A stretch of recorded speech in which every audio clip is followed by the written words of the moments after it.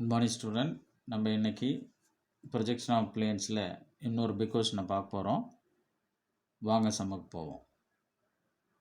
சம்மு என்னென்னா, a circular plate of diameter 60 mm has the end P of the diameter PQ in the HP and the plate is inclined at 45 degree to the HP.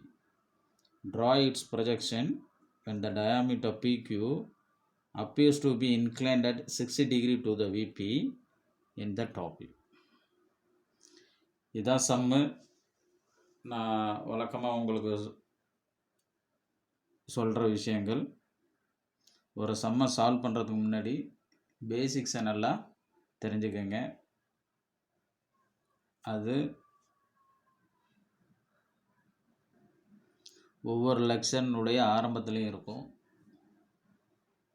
Basics தெரிஞ்சால் தான் உங்களுக்கு சம்மை எப்படி solve பண்ண முடியும் அப்படிங்கிற ஒரு ஐடியாவுக்கு வர முடியும். அதே மாதிரி சம்மில் என்ன பிளேன்ஸ் கொடுத்துருக்காங்கிறத பாருங்கள். அது சர்க்குலர் பிளேனா, இல்லை எக்ஸகனா, பென்டகனா, ட்ரையாங்கிளா, ரெக்டாங்கிளா, அதை பிளான் பண்ணணும். ஓகே, இந்த விஷயங்கள் தான் மாறும்.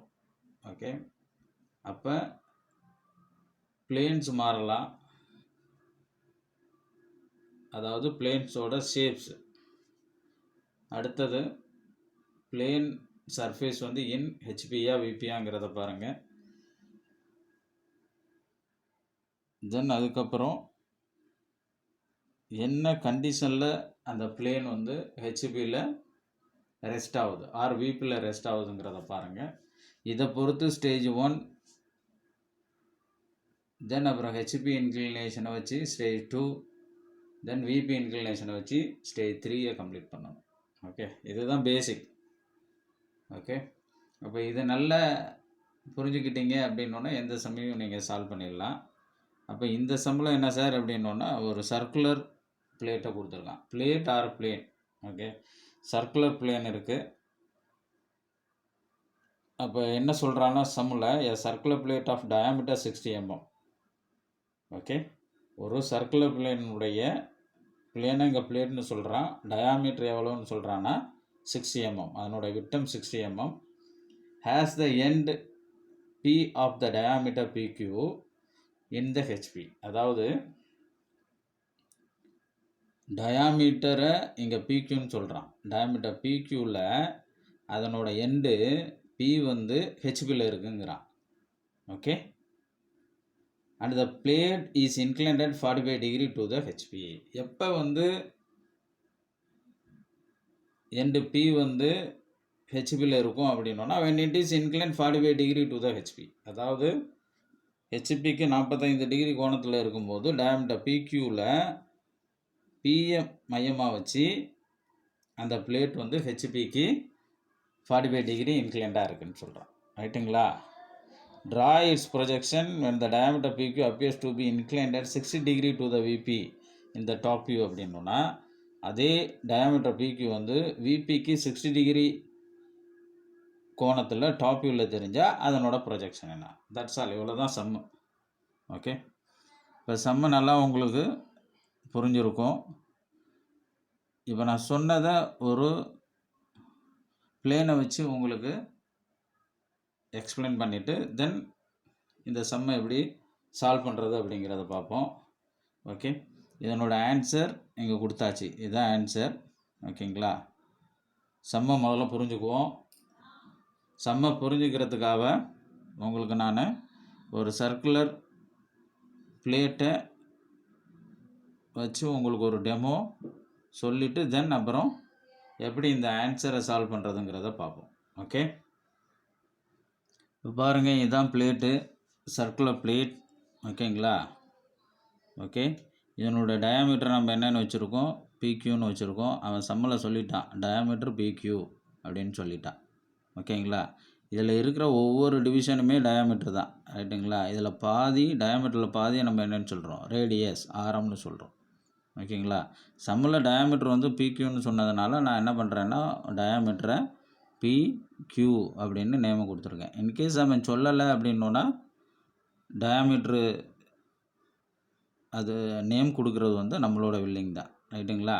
அதே மாதிரி வெர்டிக்கல் லைன் இதை நான் ஆர்எஸ்ன்னு கொடுத்துக்கிட்டேன்.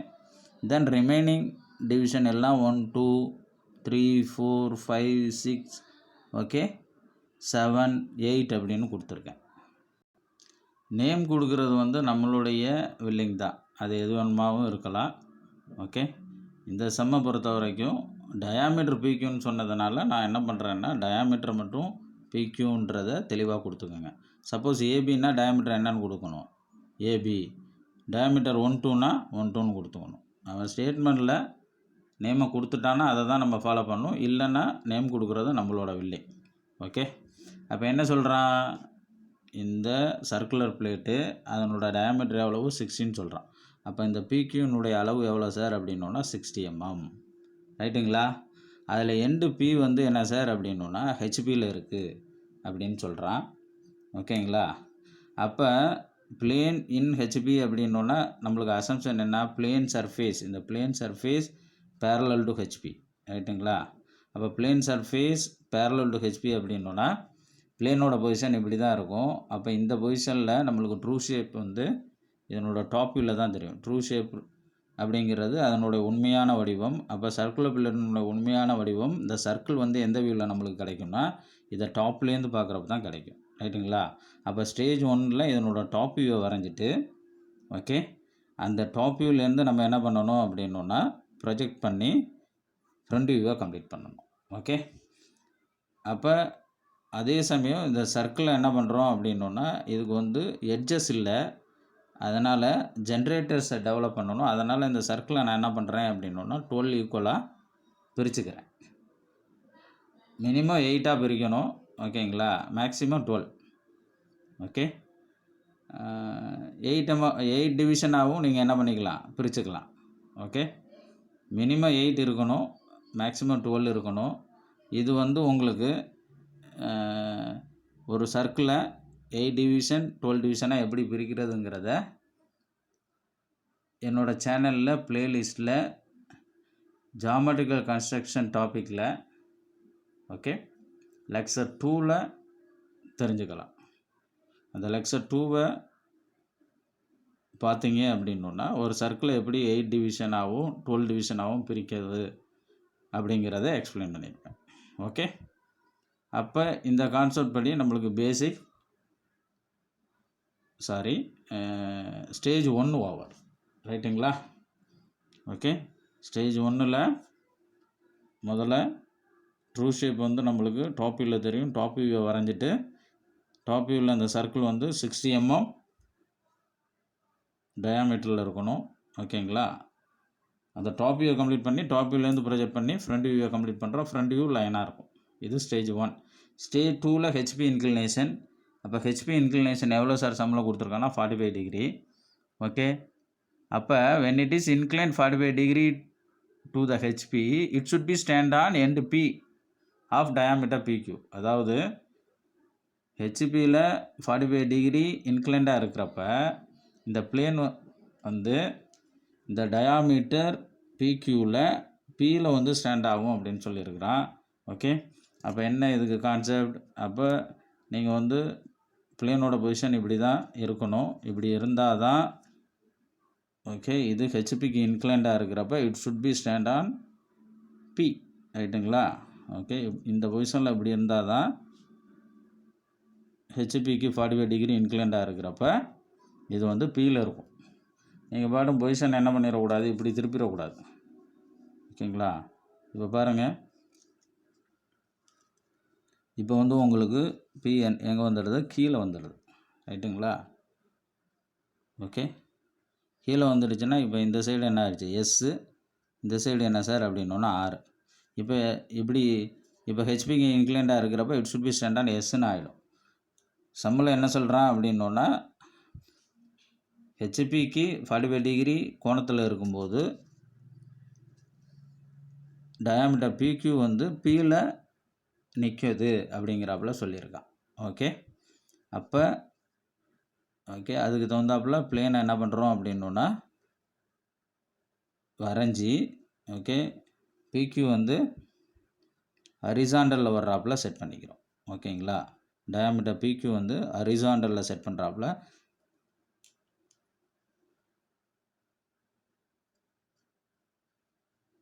பொசிஷனை வரைஞ்சிக்கிறோம். ரைட்டுங்களா?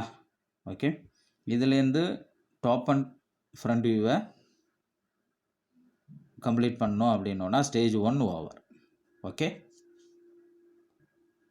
ஸ்டேஜ் 1லையும் PQ வந்து இந்த பொசிஷனில் தான் இருக்கணும். ரொம்ப ரொம்ப இம்பார்ட்டன்ட். ஸ்டேஜ் 1ல் எப்படி இருக்கோ அதுக்கு டிபெண்டாக தான் ஸ்டேஜ் 2 அண்டு ஸ்டேஜ் 3லையும் கரெக்டாக செட் ஆகும். ஓகே. அப்போ ஸ்டேஜ் 2ல் வந்து ஹெச்பி இன்க்ளினேஷன் 45 டிகிரி. ஓகேங்களா? அப்போ when it is inclined 45 degree to HP, it should be stand on okay PE of diameter PQ. ஓகேங்களா? அப்போ இப்படி இருக்குன்னு சொல்கிறான் சம்மில். அப்போ இப்படி இருக்கிறப்ப ஓகே, இப்போ இதனோட ஹெச்பியோட இன்க்ளினேஷன் எவ்வளவு? 45 டிகிரின்னு சொல்கிறான். நம்மளுக்கு ஹெச்பிங்கிறது இந்த சர்ஃபேஸ் தானே. அப்போ 45 டிகிரிக்கு பிளேன் வந்து இருக்குது. அதே சமயம் அந்த கண்டிஷனில் பியில் இருக்குதுன்னு சொல்லியிருக்கான். அப்போ நம்ம என்ன பண்ணுறோம்? ஸ்டேஜ் 2ல் இந்த ஹெச்பி இன்க்ளினேஷனை வரைஞ்சி ஓகே ஸ்டேஜ் 1னுடைய ஃப்ரண்ட் வியூவை 45 டிகிரி இன்க்ளைண்டுக்கு வரைஞ்சி ஓகே அதுலேருந்து ப்ரொஜெக்ட் பண்ணி டாப் வியூவை கம்ப்ளீட் பண்ணோன்னா ஸ்டேஜ் 2னுடைய டாப் வியூவை கம்ப்ளீட் பண்ணோன்னா நம்மளுக்கு ஸ்டேஜ் 2 ஓவர். ஸ்டேஜ் 2ல் வந்து ஹெச்பி இன்க்ளினேஷன் வந்து ஃப்ரண்ட் வியூவில் தெரியும். அதனால் ஃப்ரண்ட் வியூவை கம்ப்ளீட் பண்ணிவிட்டு அதுலேருந்து ப்ரொஜெக்ட் பண்ணி நம்ம என்ன பண்ணுறோன்னா டாப் வியூவை கம்ப்ளீட் பண்ணுறோம். ஓகே. ஸ்டேஜ் 2னுடைய டாப் வியூவை கம்ப்ளீட் பண்ணுறோம். அடுத்து stage 3 VP inclination. VP inclination எவ்வளோ கொடுத்துருக்கான் அப்படின்னோன்னா நம்மளுக்கு ஓகே 60 டிகிரி கொடுத்துருக்கான். ஓகே. இதே கண்டிஷனில் விபிக்கு 60 டிகிரினா இப்படி இருக்குன்னு அர்த்தம். ஓகேங்களா? அப்பையும் இட் ஷுட் பி ஸ்டாண்டான் என்ன சார் அப்படின்னோன்னா பி தான், பாயிண்ட் பி. ஓகே. இப்படி இருக்குது. அப்படி இருக்கிறப்ப ஓகே ஆக்சுவலாக நான் உங்களுக்கு இங்கே வெர்டிக்கல் பிளேனை காமிக்கல. ஓகே. அப்போ இந்த விபி இன்க்ளினேஷன் அப்படின்னு இதை தான் சொல்கிறேன். அது நம்மளுக்கு டாப் வியூவில் தெரியும். ஓகே. அப்போ இந்த பிளேன் விபியோட ஏற்படுத்துகிற கோணம் 60 டிகிரி. அப்போ டாப் வியூவில் நம்ம இந்த 60 டிகிரி இன்க்ளைன் லைனை வரைஞ்சி டயாமீட்டர் PQ, அதாவது ஸ்டேஜ் 2னுடைய டாப் வியூ, அது டயாமீட்டர் PQவை டிபெண்ட் பண்ணி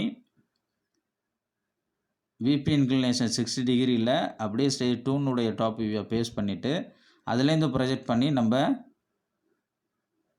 ஸ்டேஜ் 3னுடைய ஃப்ரண்ட் வியூவை கம்ப்ளீட் பண்ணோன்னா நம்மளுக்கு என்டையர் சம் ஓவர். ஓகே. இப்போ நான் சொன்ன எக்ஸ்பிளனேஷன் ரெலவெண்ட்டாக தான் இந்த ஆன்சரை வரைஞ்சிருக்கிறாங்க. ஓகேங்களா? அப்போ நீங்கள் தெரிஞ்சுக்க வேண்டிய ஒரு விஷயம், இந்த என்டையர் டாபிக் எல்லாமே ஒரே கான்செப்ட் தான். நீங்கள் கான்செப்டை தெரிஞ்சுக்கிட்டிங்கன்னா 3 விஷயங்கள் மாறும். ஒன்று பிளேனுடைய ஷேப் மாறும், இன்னொன்று பிளேன் வந்து ஹெச்பியில் இருக்கா விபியில் இருக்காங்கிறது மாறும், இன்னொன்று பிளேன் எந்த மாதிரியான கண்டிஷனில் ஹெச்பியில் விபியில் இருக்குது. இந்த 3 டேட்டா தான் மாற்றுவாங்க. இதை நல்லா தெளிவாக புரிஞ்சுக்கிட்டிங்கன்னா எந்த சம்மையும் உங்களால் சால்வ் பண்ண முடியும். ரைட்டுங்களா? இப்போ நம்மளுக்கு வேண்டிய ஆன்சர் இதுதான். இதை எப்படி நம்ம வரைகிறது அப்படிங்கிறத உங்களுக்கு ஒன் பை ஒன்னாக எக்ஸ்பிளைன் பண்ணுறேன். இப்போ இது ஜூம் பண்ணால் உங்களுக்கு கிளாரிட்டியாக இருக்கும்.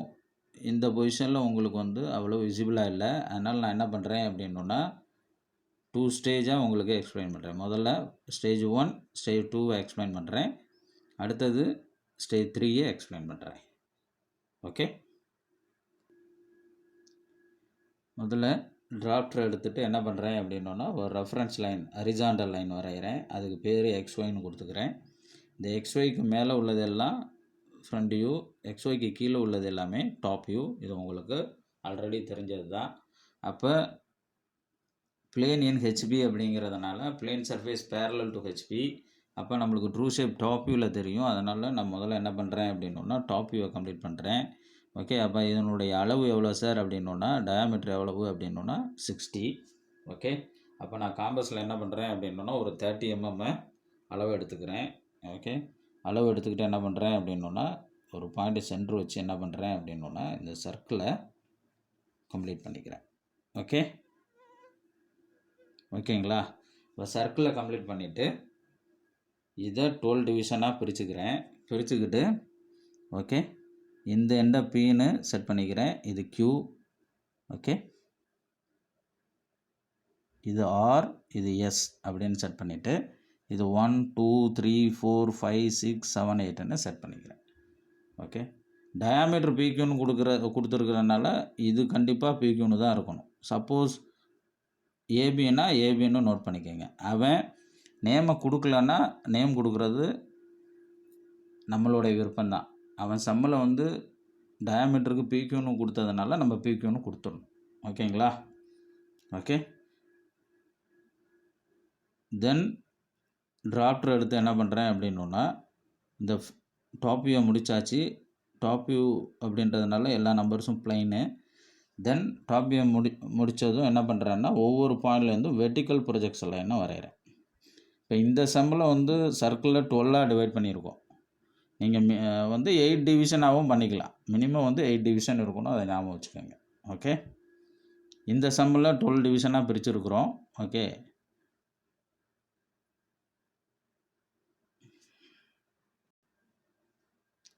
நீங்கள் 8ஆகவும் பிரிச்சுக்கலாம் அப்படிங்கிறத மைண்டில் வச்சுக்கோங்க. ஓகே, தென் ஒவ்வொரு பாயிண்ட்லேருந்தும் நான் என்ன பண்ணுறேன் சார் அப்படின்னா டிராஃப்டரை யூஸ் பண்ணி வெர்டிக்கல் ப்ரொஜெக்ஷன் லைன் வரைகிறேன். அப்போ பிலேருந்து ஒரு வெர்டிக்கல் ப்ரொஜெக்ஷன் லைன் 1, இந்த 1ல் வரைகிறது 8 வழியாலையும் பாஸ் ஆகும், 2 7 வழியாலையும் பாஸ் ஆகும். ஓகே, இது RS, இது வழியாலையும் ஒரு வெர்டிக்கல் லைன். ஓகே, தென் 3 6 வழியாலையும் பாஸ் ஆகும், 4 வழியாக ஒரு வெர்டிக்கல் லைன் வரைகிறேன், அது 5 வழியாலையும் பாஸ் ஆகும், Q வழியாக ஒரு வெர்டிக்கல் லைன் வரைஞ்சி கரஸ்பாண்டிங் ரெஃபரன்ஸ் லைன் XY என்ன பண்ணுறேன் அப்படின்னா கட் பண்ணுறேன். ஓகே, கட் பண்ணிட்டேன்னா இப்போ எனக்கு பாயிண்ட் P அண்ட் Sக்கு இடைப்பட்ட இந்த டிஸ்டன்ஸு தான் நம்மளுக்கு வேண்டிய ஃப்ரண்ட் வியூ. ஓகே, இப்போ கரஸ்பாண்டிங் பாயிண்ட்லேருந்து வர இந்த வெர்டிக்கல் ரெஃபரன்ஸ் லைனை மீன் பண்ணி நான் நேம் கொடுக்குறேன். அப்போ இது சர்க்கிள், அப்போ சர்க்கிளினுடைய டாப் வியூ இது. ஓகேங்களா. அப்போ இதுலேருந்து தான் இந்த ஃப்ரண்ட் வியூவை கம்ப்ளீட் பண்ணியிருக்கோம். அப்போ இது ஃப்ரண்ட் வியூன்றதுனால நான் என்ன கற்பனை பண்ணிக்கணும்னா இந்த டாப் வியூவுக்கு முன்னாடி நான் நிற்கிறாப்புல இமேஜின் பண்ணிக்கணும். முன்னாடி நின்று இந்த டாப் வியூவை நான் பார்க்குறப்ப ஓகேங்களா, அதாவது இந்த டாப் வியூவை இதுக்கு ஃப்ரண்டில் நின்று நான் பார்க்குறாப்புல கற்பனை பண்ணுறப்ப, ஏன்னா நம்ம இங்கே ஃப்ரண்ட் வியூவை தான் இப்போ வரைஞ்சிருக்கோம். அப்போ ஃப்ரண்ட் வியூக்கு நேம் கொடுக்குறப்ப இந்த டாப் வியூனுடைய ஃப்ரண்டில் நீங்கள் நிற்கிறாப்புல இமேஜின் பண்ணிக்கோங்க. அப்போ இதனுடைய ஃப்ரண்டில் இருக்கிற P, அதாவது இந்த ஃபுல் சர்க்கிளில் ஃபஸ்ட் ஆஃப், இந்த ஆஃப் இருக்குது தெரியுங்களா, ஃப்ரண்ட் ஆஃப். அப்போ P1 2 R 3 4 Q இது விசிபிள். இந்த 1க்கு பின்னாடி நேராக 8 இருக்குது.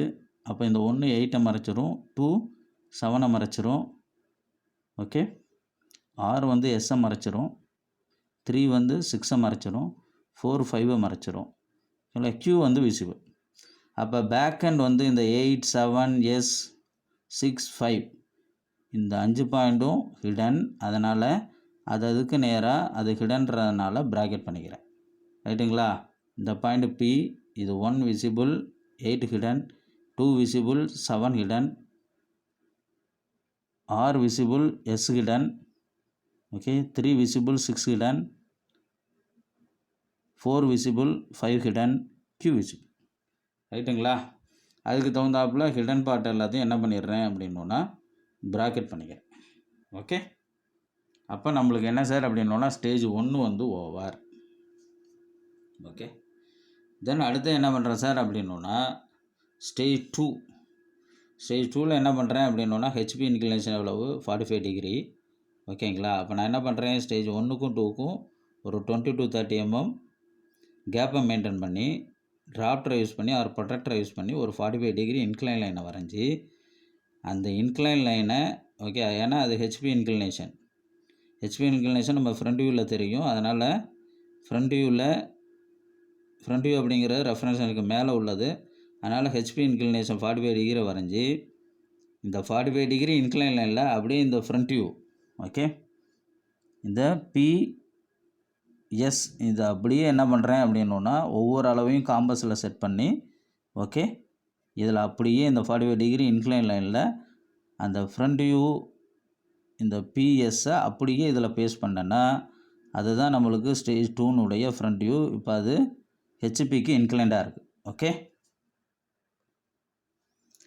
இந்த இன்பிட்வீன் கேப்பை ஒவ்வொரு பாயிண்ட்டையும் என்ன பண்ணுங்க அப்படின்னா ஒன்று ஸ்கேல்லையோ இல்லைன்னா காம்பஸ்லையோ எடுத்து அளவெடுத்து அப்படியே இந்த ஹெச்பி இன்க்ளைண்டில் ட்ரான்ஸ்ஃபர் பண்ணி இதை கம்ப்ளீட் பண்ணுங்கள். ஓகே,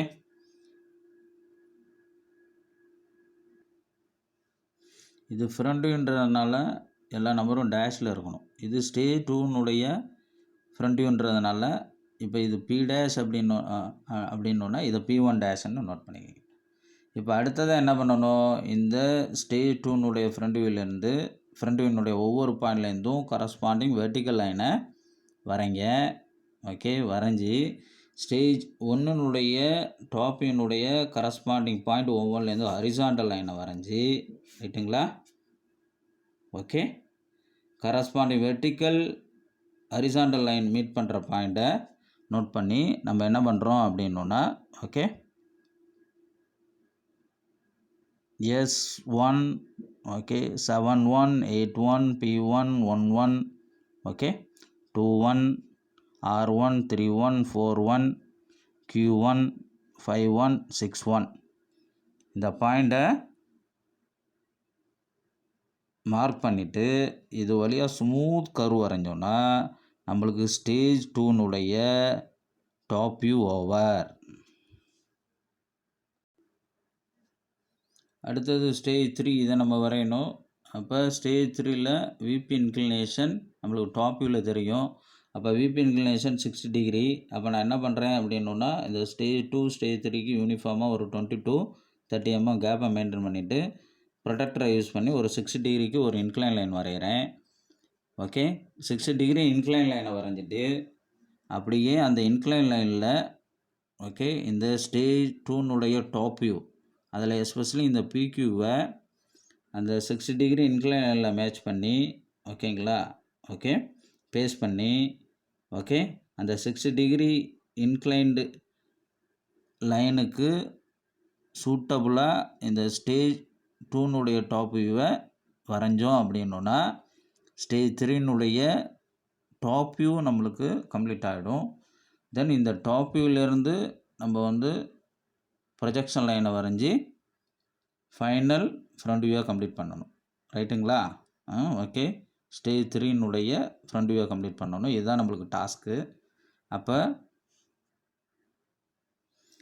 விபி இன்க்ளினேஷன் 60 டிகிரி நம்மளுக்கு டாப் வியூ தெரியும். ஓகேங்களா. அப்போ அந்த விபி இன்க்ளினேஷன் 60 டிகிரியில் ஓகே நம்மளுக்கு ஸ்டேஜ் 2னுடைய டாப் வியூ எஸ்பெஷலி இந்த பிக்யூ தான் டயாமீட்டர் பிக்யூவை டிபெண்ட் பண்ணி தான் நம்மளுக்கு 60 டிகிரிக்கு விபி இன்க்ளினேஷன் இருக்குது. அப்போ அப்படியே அந்த பிக்யூ டிஸ்டன்ஸை காம்பஸில் எடுத்துக்கிட்டு ஓகே கரஸ்பாண்டிங் விபி இன்க்ளினேஷனில் அப்படியே என்ன பண்ணுறேன் அப்படின்னா ரெஃபரன்ஸ் பாயிண்ட் எதில் நான் ரெஃபர் பண்ணுறேனோ அது P2 கரஸ்பாண்டிங் இன்க்ளினேஷனில்